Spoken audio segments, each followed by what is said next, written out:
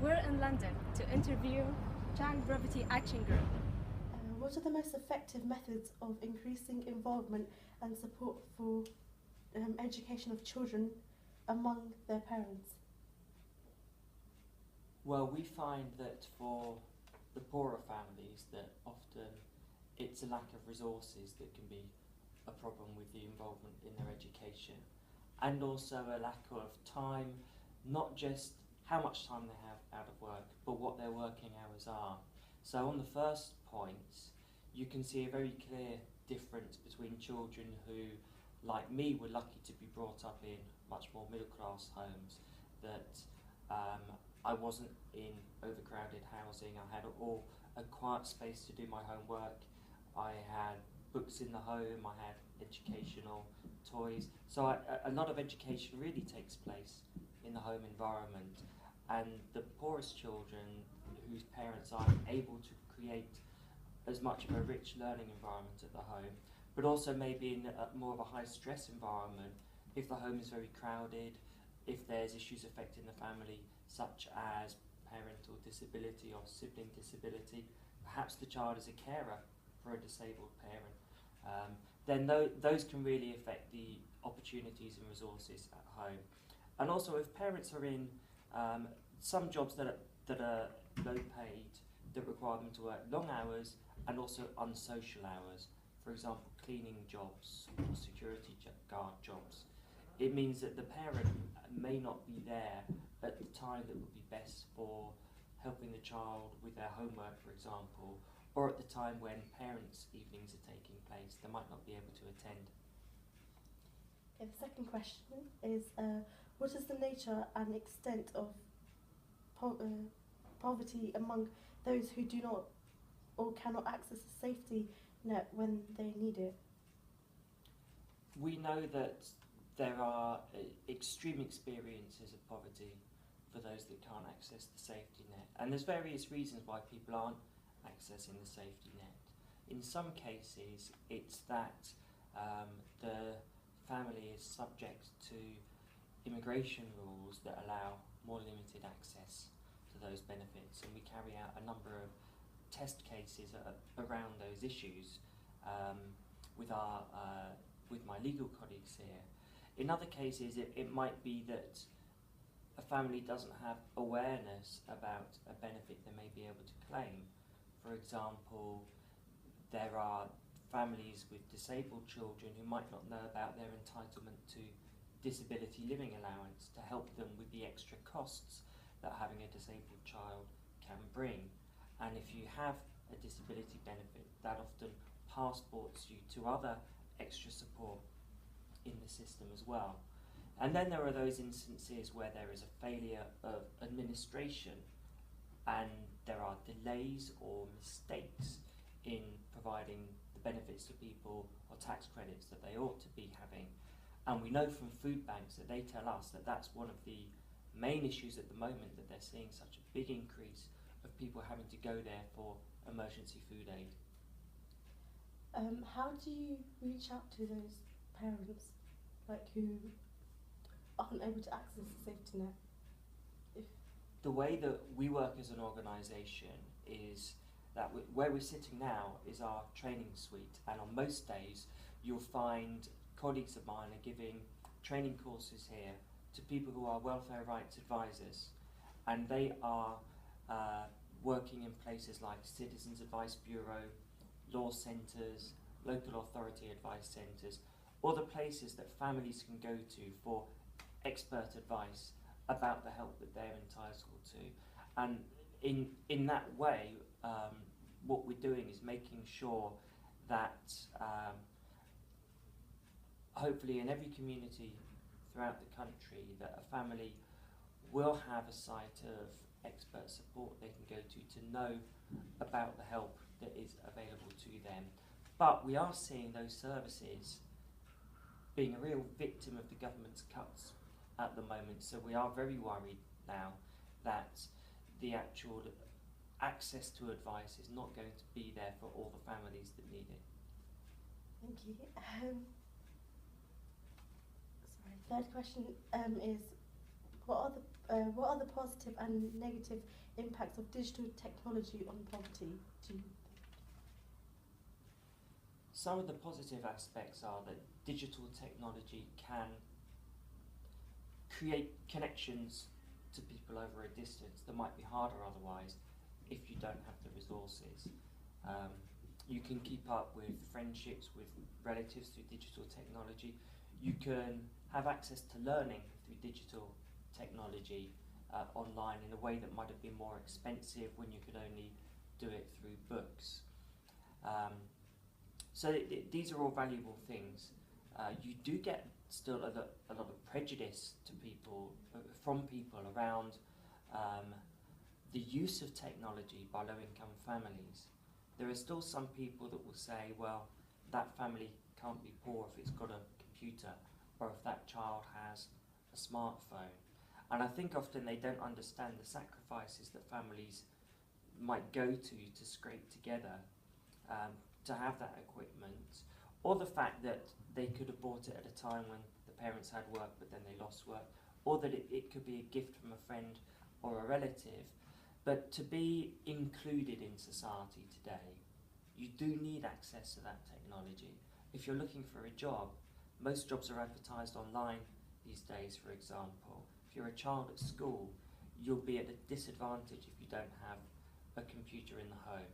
And in fact, the government is really asking those families to be connected with modern technology, because with the new universal credit that is planned to replace a lot of the current benefits, they want everybody's access to that in how they make the claim, in how they manage the claim, to be done through a computer.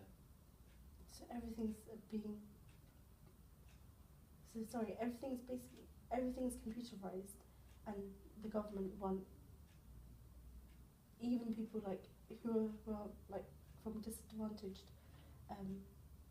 family home to have access to the media. That's right, yes. Sorry. So the government is making it basically a requirement for your access to basic support.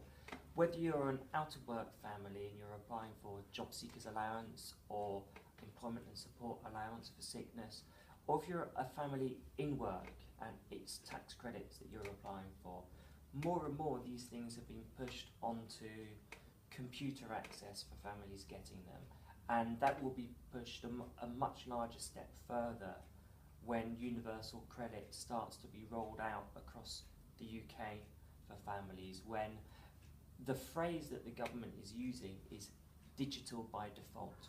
So in a few exceptions where there might be seen as particular barriers for people using digital access, they will try and find other solutions, but in general they want pretty much everyone to be using digital services from now on.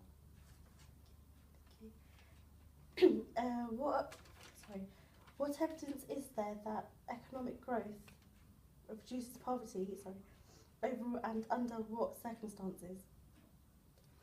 Economic growth, it can reduce poverty, but that's not inevitable. If you think about the size of the economy, if you think about it like a cake, and in good times, the cake's always getting bigger.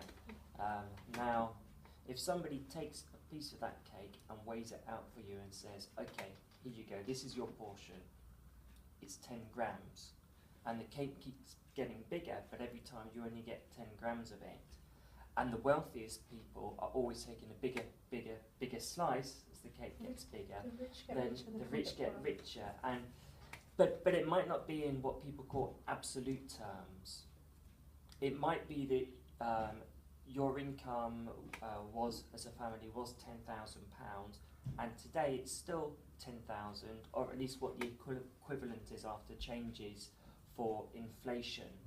But in real terms, it's not got bigger.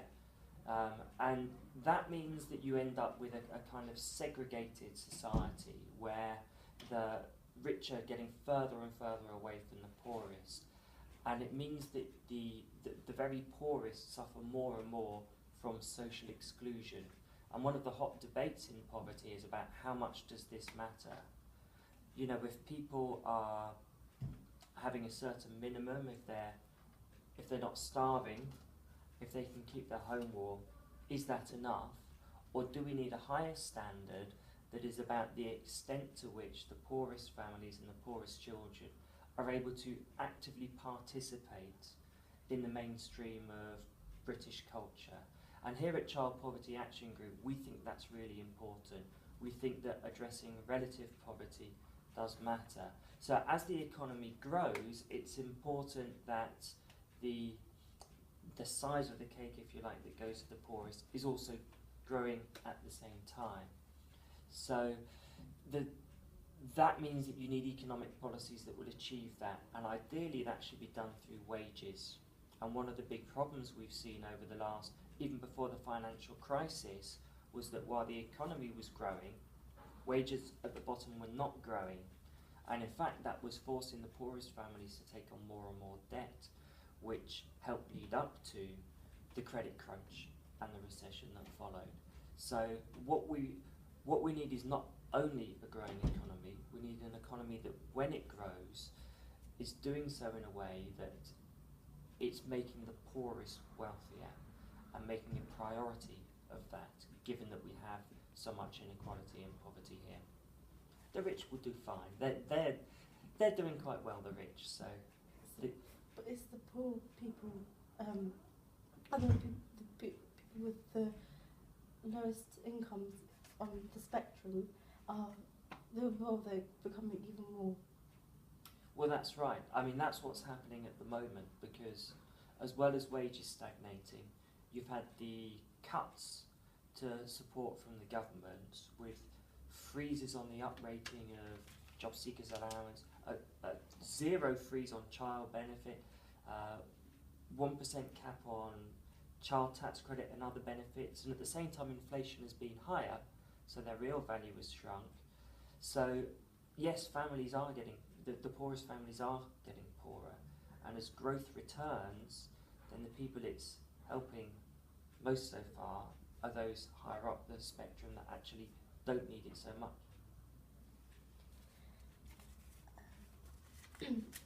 Recently, the governments have made significant cuts, and as we spoke last week, you said there was a meeting, I think, about the government's made to the budget, to the how does this affect child poverty organisation in the way of helping children who are poor?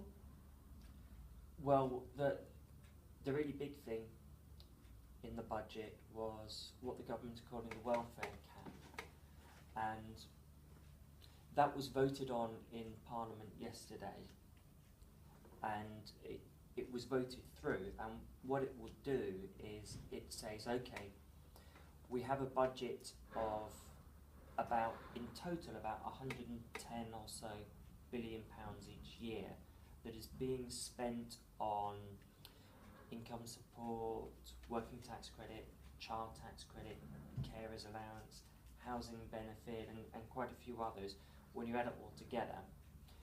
And the government says we need to keep a limit on this expenditure, so we're going to set out 5 years ahead a maximum figure that the government shouldn't go above.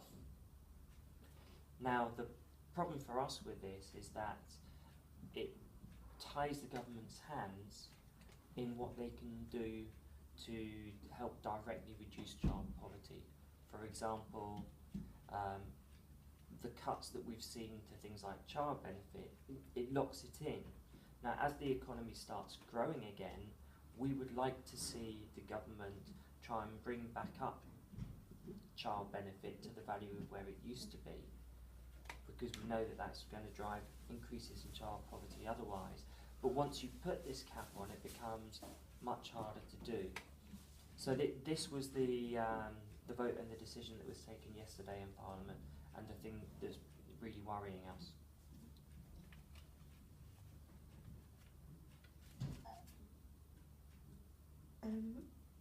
In what ways are you planning to help end child poverty as an organisation? Well, we are, at the moment, we are looking at the government's new proposed child poverty strategy,